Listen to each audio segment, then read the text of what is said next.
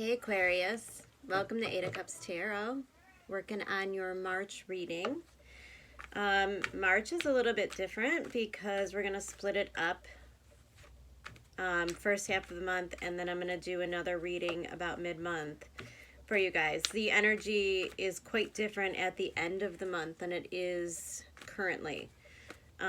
So I think this month I want to get you a little bit of guidance on how to proceed through the rest of this retrograde Mercury, which is really tricky territory for Aquariuses, by the way. And then we'll do another reading so that you can gauge the energy that comes in at the end of the month, which is much more about expansion, growth, beginnings, things coming to fruition. It's Aries season. It's the spring equinox. There's a new moon in Aries. Saturn moves over into your sign, Aquarius, which is going to be another real big, brand new cycle for you. And we'll talk about that a lot over the upcoming year and a half. So stay tuned, but you're going to get a taste of that this month. But that's all the end of the month. The beginning of the month, we're still in this gray area, which is your second house. So there's some fogginess and some breaking down of illusions you've built, which is most likely in some way, shape, or form regarding your self-worth, how you value yourself, how you see yourself, your job, your income, your money. It's all about finances. And to have that going on as Uranus meets up with Venus in your fourth house, that's some real healing that's occurring. So maybe what this Mercury retrograde is telling you is exactly what you're healing, and my guess is it's pretty profound because you went through that conjunction in your 12th house. You had a Mars is now on top of the South Node. It's about to meet up with Jupiter. Jupiter is meeting up with Pluto. All of this 12th house activity is stripping you down on a subconscious level. I'm guessing my Aquariuses are feeling weird bursts of energy and creativity, and then they are quickly followed by periods of exhaustion and drain. I feel like there's almost a duality in the energy this month, where there are some areas where you're really, really happy and really excited about the new beginnings and the way things are happening. Now, I'm not taking cards yet, but the Seven of Wands upside down showed up as I was just talking about the energy, which is sort of where you have to allow yourself to be vulnerable and allow things to happen, allow conversations to occur, hear what other people have to say this month, Aquarius. My earth energies are coming out in a really strong place of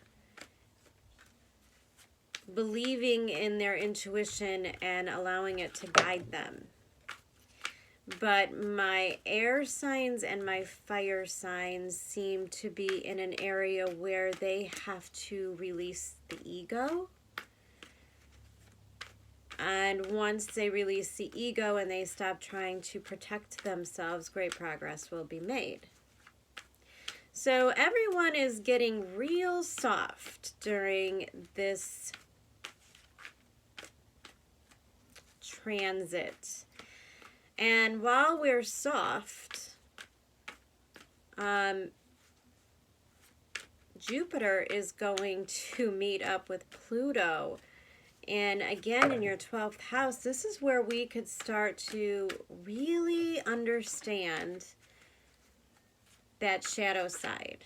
How we self-sabotage, how we wreck things, how we don't believe in ourselves. All of that stuff is coming up for review and asking you to transform it. There has to be major internal changes in you regarding what you feel like you're worthy of and what you deserve. So this is the opening up. It's like they're showing me like on a surgery table, you know, almost going under the knife, just surrendering and allowing it to occur so that, you know, this period of almost divine timing where we sort of surrender and allow the divine and our higher being to figure out the next moves. And it's hard for all of us because we're in this spring energy and we know that we can smell it, right? That change is coming. You know it's big, you know it's juicy, and you can't wait for it to get here. But you're still back here finishing up some loose ends. You know, there's the cleaning up. And that Virgo full moon in your 8th house is quite literally the cleaning up of some subconscious hidden traits. But then that new moon that comes around in your 3rd house is you'll be able to put to use what you learned in this period. It will give you an opportunity for really rapid movement towards your goals. But you just kind of have to cooperate here. I'm going to pull a card. This is just a small deck where I've pulled all of the major arcana out. I am so sorry. I'm having such a hard time speaking. I pulled out all the major arcana, so I'm just going to pull one card from this deck, and it'll kind of give me an idea or an overall theme of the energy that you're dealing with at this time. And then we'll pull the rest of the cards. Each reading's a little bit different.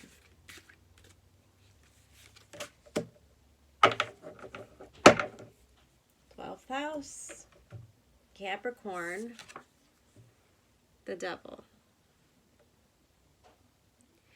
This reading is all about what Saturn is about to teach you. Look at that card. Card of the Devil is the card of Capricorn, your 12th house. Saturn is also your co-ruler. Now, I say co-ruler because in modern astrology, Uranus is your ruler, bringing out the unusual, the different side of you, the part that feels like you don't really fit in with other people. You stand out and you're a little bit different. And in those creative and weird ways, you are adored. It is in the scientific and explorative and extremely intelligent mind when that gets merged with the Saturnian determination and focus, loyalty, duty. You are the humanitarian, and Saturn ruling time and you ruling the future means that you are the leader. So I feel like this card is a little bit about breaking toxic cycles, preparing you to become a leader for others. Let's see what the cards say.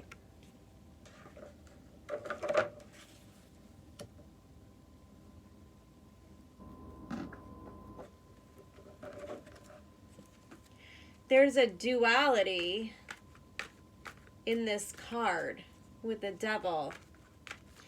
There's these two little balls, and in it there are 4 people.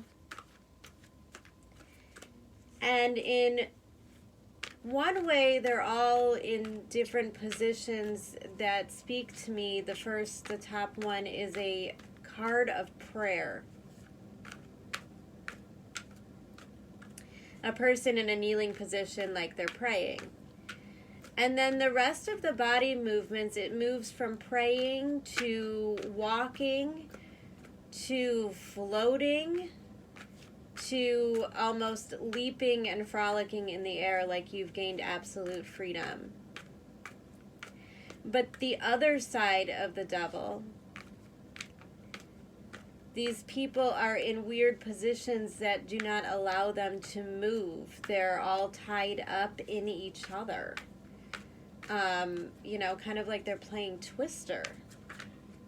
And it's very disorganized and unsettled, and it feels heavy like Saturn would feel. It feels heavy like Saturn in Capricorn has felt.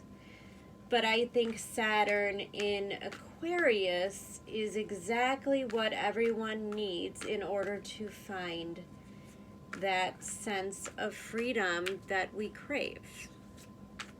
You could crave freedom from a lot of things. Freedom from oppression, freedom from being broke, freedom from being tired, freedom from being unsatisfied, freedom from relationships that make you feel tied down. Breaking free from all of the we have to do's so that we have time and space to invite in the we want to do's. Because, again, we are stepping into a time of creativity that will be our survival eventually, is solely the creativity. And we will have to learn how to manifest, and you are one of the leaders in learning how to create abundance. Saturn can bring great strength, abilities. People, after you go through a Saturn transit, you seem to step out of it. People look at you differently.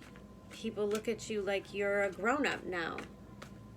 Your first Saturn return is about the growing up, the becoming responsible, the not being dependent on your parents, or it happens around the age of 28 when people start to buy homes, get married, have children, become the adults completely.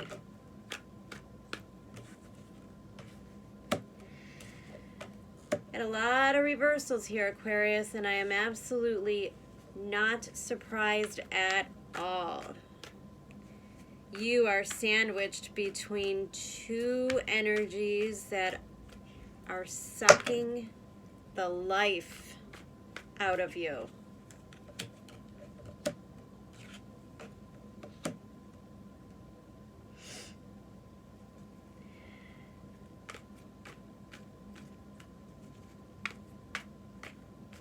And in the end, all of the energy that is scattered all over the place,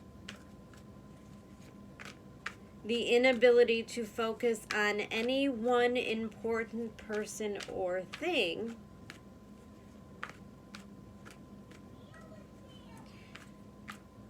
wow.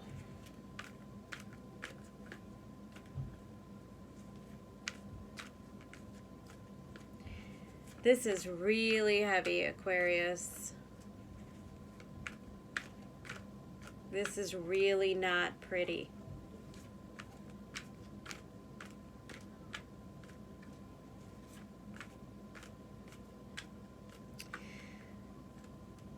Past energy, 8 of Wands in reverse. Complete stagnation. no communication. It feels abrupt, this energy.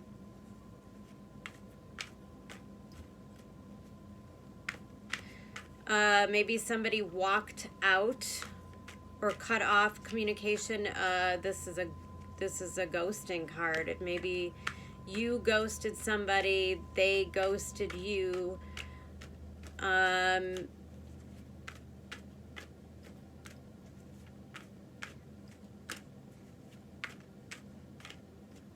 There's something in which you felt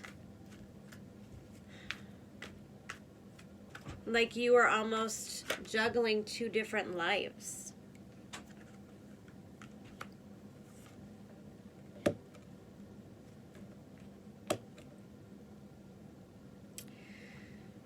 Eight of Wands in reverse, Wheel of Fortune upright, Page of Cups in reverse. So whatever this was, King of Cups on the bottom, whatever this was, it was a very karmic cycle. And it was time for it to stop. A new cycle needs to come in. So I don't know yet what the situation is, but there's an abrupt cutoff in communication. That could be just not moving towards something that you were passionate at one time. That could be the ghosting of somebody you were seeing. It could be the quick storming out of a place that you worked at, a blocking of a family member. But this was the end of a very important cycle for you. And the end of the cycle is representing Page of Cups in reverse. This is very much about gratitude. And someone was learning a real lesson here in gratitude and appreciation. Again, King of Cups on the bottom. That is somebody who knows the importance of gratitude and appreciation. He knows that the entire world revolves around being grateful. That you will have more power than anybody else you know the second that you realize that if you can understand that even in the worst moments, when the people have done the worst things to you, the most pain that you have ever felt, the biggest loss you've ever experienced, and if you could come to a point where you realize you are grateful for it. And I don't care how hard it was. I don't care if somebody you love very much passed away. You have to eventually get to a point in which you're grateful for it. And I feel like I triggered some people when I said that. And let me explain. Being grateful for even the most traumatic loss gives you the power to overcome it, to master those emotions, and to make space for something else to come in that is just as profound. There are no endings in endings. The universe is always abundant, and it always replaces, and it always gives, and no, a person can't be replaced. But that feeling that you had with that person, of course it will always be a little different because we're moving on to new lessons.